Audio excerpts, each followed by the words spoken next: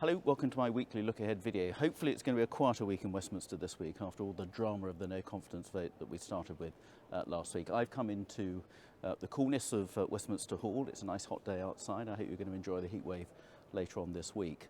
We have got a lot of legislation this week. We're starting with the Higher Education Freedom of Speech Bill final stages, and there's some amendments which I'm supporting about the so-called Confucius Institutes, which are these Chinese government-founded academies on university sites where I'm very suspicious of the influence that they are having, so we're introducing some legislation to deal with those.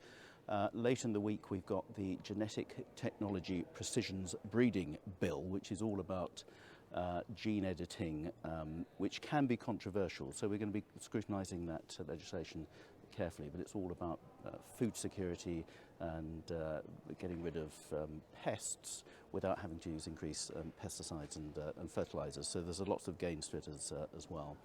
We've got some important debates later this week about the 5th anniversary, 5 years on incredibly, from the Grenfell Tower tragedy and what's happened since then and what still needs to happen.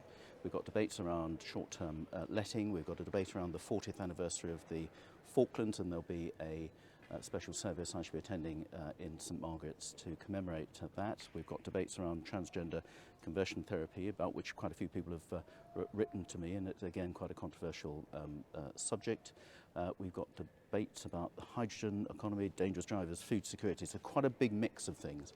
And this week we also find out what the 20 private members' bills are going to be about. Those are the 20 MPs whose names came top in the ballot. Alas, it wasn't me. Mine came out for the only time a few years ago, but I haven't got a private member's bill this year.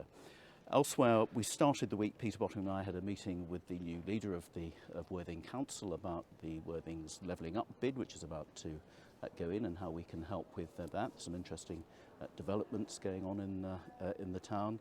I've got several meetings around the Rwanda scheme, where the first flight is due to go this week, although it may not because of all the legal challenges, and there's a case in the Court of Appeal today. It's also Infant Mental Health Awareness Week, and I'll be chairing a meeting of the 1001 Critical Days Conception to Age 2 with specialists in the early years this week. We've got the continuation of our drugs inquiry on the Home Affairs Select Committee.